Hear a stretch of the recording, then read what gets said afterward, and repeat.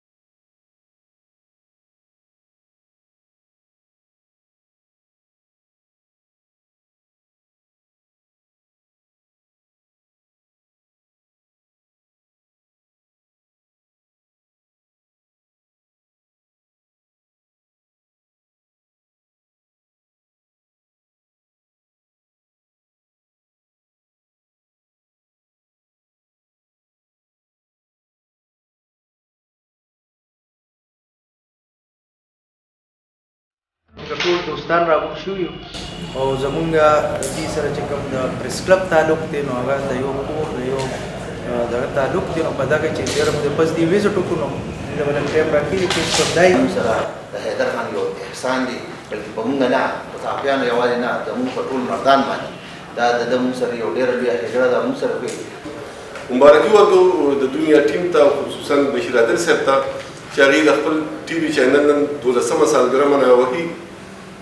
دا 12مه سالګرا چې په کوم حالاتو کې بشیر عادل صاحب مناوهي دې وخت کې مناوهي نو په دې وخت کې په